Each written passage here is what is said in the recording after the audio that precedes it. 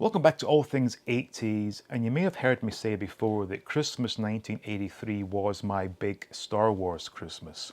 Now, it almost wasn't because despite the fact that all year I'd been begging for Star Wars toys, by the end of November I'd convinced myself that I really wanted a home computer, and I was begging my mom to either get me a ZX Spectrum or a Commodore 64, and she said, well, too bad, you're getting Star Wars stuff.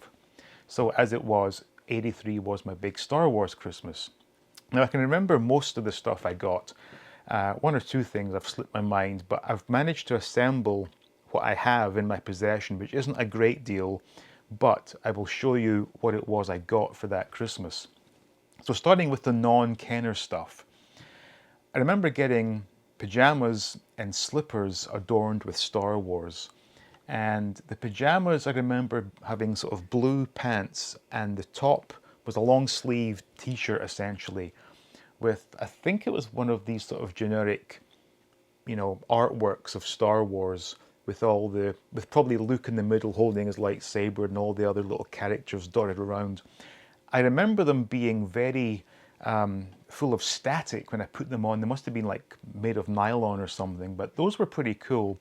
The slippers I didn't really care for too much. I've never liked slippers. I don't know why, and to this day, I don't wear slippers. I have a pair of dedicated indoor sneakers. I just, for some reason, don't like slippers, and the ones I got for Christmas, I think they matched the pajamas, and whilst I wore them, I didn't particularly enjoy wearing them. I know it's very strange. The books, believe it or not, are the original books I had as a kid. So I got 3 books that year. One was The Return of the Jedi Annual, which is basically just an illustrated rendition of the Return of the Jedi movie. I think I enjoyed that once, flicking through it. This one is the storybook based on the film, and given that I'd seen the film earlier that year, I don't believe I ever read this, but I did look at the pictures quite a lot, and yeah, it was nice pictures to look at, but I don't think I ever read it. And this one was a novelization of Return of the Jedi. I definitely have not read this.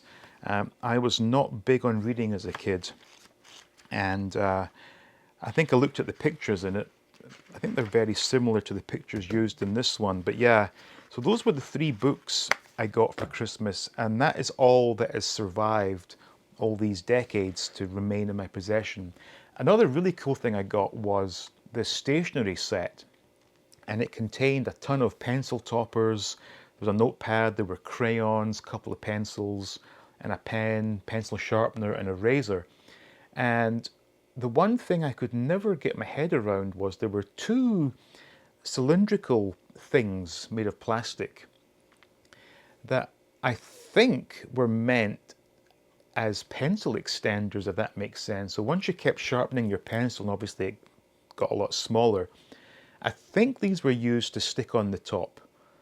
Not sure, but if that was the case, that meant there were a total of 8 pencil toppers in this set. But I made great use of these things, and I remember using the notepad to keep track of my Star Wars figures. It was a very small notepad, but nevertheless, it was pretty cool. So those were the non-Kenner items I got for Christmas that year. Let's take a look at the Kenner items I received that year. So before we get to the action figures I got that year, let's talk about the vehicles and play sets. Now first up, I got Darth Vader's TIE Fighter, which was a real favourite of mine because it had light and sound. And as a kid, I would love to turn the lights out in my bedroom and play with this and just see that little red light coming on. The sound was indeed very annoying, but as a 10-year-old, or a 9-year-old in fact, I really did enjoy that vehicle. Next up, I got the Snowspeeder. Again, lights and sound, but I found that sound to be rather annoying. It sounded like an engine trying to start up. But the fact that it had 2 seats was, on the one hand, it was cool, but on the other hand, it wasn't cool because I only had one Luke X-Wing pilot figure, and it always just seemed a bit odd putting the Hoth's Rebel soldier into the back seat when it should have been 2 Rebel fighters with their jumpsuits on, but nevertheless, very cool vehicle. Third vehicle is a very special one. It was the Palatoid X-Wing. And the one I had was white, clear canopy, and it came with the battle damage stickers, which I point blank refused to apply. And I remember having those stickers lying in one of my cupboards for years and years, never really knowing what to do with them, because I knew I didn't want to ruin the look of my X-Wing, but I didn't want to throw them out either. But as it was, they never got used and eventually did get tossed out. The next thing I got was a bit of a disappointment back then. That was Jabba the Hutt's playset. And I just opened that package and thought, oh, not this, because there wasn't a lot you could do with it. And the fact that it was so poorly designed, in as much as you had to take Jabba off his throne, and the gates opened the wrong way, and it wasn't deep enough to have a figure down there. It was just a very poorly designed playset. And of the four big ones, definitely my least favorite, and probably my least played with as it happens. And last of all, I got a mini rig. It was the AST5, I believe it's called. That thing was fantastic. I especially enjoyed the sound the cannons made when you rotated them. It was a beautiful click, very smooth click, if that makes sense. Although I did sort of rack my brains trying to recall where that was in the movie Return of the Jedi. And as I'd gotten a lot of books that year based on the movie, I was flicking through the pages, couldn't understand why, one, I couldn't remember it in the movie, and two, why it wasn't in my book. But as you know, the mini rigs were just something that Kenner invented.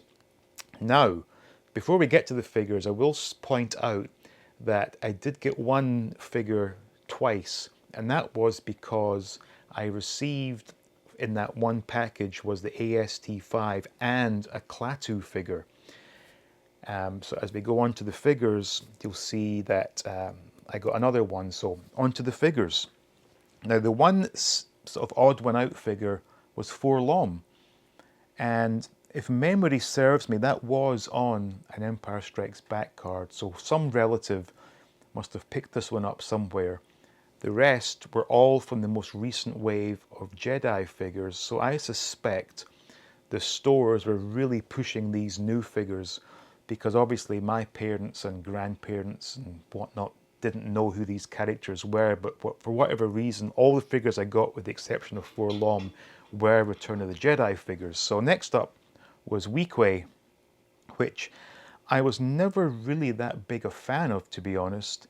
I just thought he looked a bit strange with his weird sort of Hare Krishna haircut and everything, but I like it now. As I said, two Klaatus, not one but two. And I remember on Christmas morning opening one of them, and my mum said, whatever you do, do not open that other one.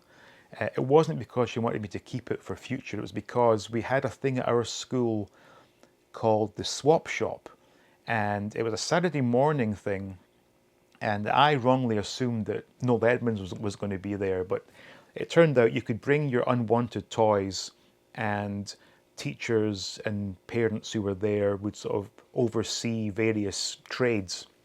And I swapped my carded Klaatu for a used Escape from Death Star game. Not sure who got the best deal there, but anyway. Next up was Squid Head. I love this figure.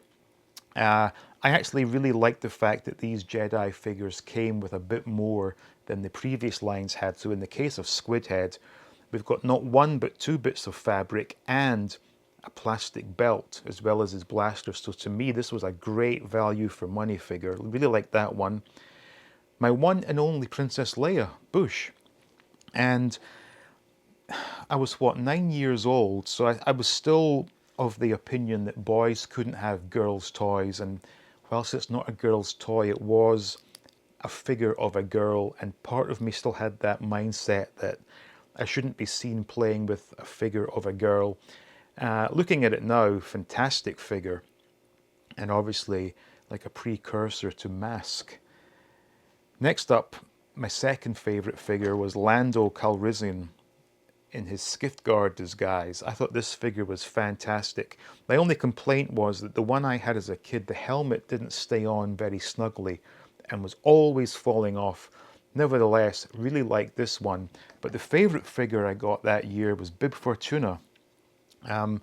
Just a real wacky looking figure, and the fact that his head goes all the way around his body. He again came with this beautiful sort of suede-like coat and another, external belt and this really cool looking staff. So all in all, I was very happy with the figures I got, and bearing in mind that up until this point I had most of the figures I wanted from the Star Wars and the Empire Strikes Back line. So to get so many Jedi figures was a great thing for me, and the fact that they had so much fabric and little bits of extras made it really special. But I think I've lined these up with the exception of Forlom, who I think is a great figure, one of my favourites. The order of these are my favourites that I got back in '83. So Weequay, Klaatu, Squid Head, Leia Bush. Even though I didn't want to admit to it, I did like the figure. Lando, Skiffguard, and Bib Fortuna. Probably Forlom is my favourite, but keeping it to the Jedi line. So those were the four. Those were the 7 figures I got that I remember. The 5 vehicles and playsets, the books, the pajamas, the slippers, and the stationery set. So that was my Christmas haul of '83. So what do you think? Pretty good? I think it was great.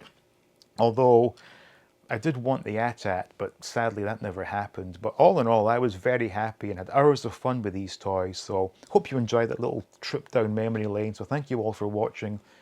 Special thanks goes out to the patrons. Please like, please subscribe, and stay tuned for more videos from all things 80s. The fact that it had light and sound was just perfect for me because I was a kid that I had a real fascination with lights, and fucking hell.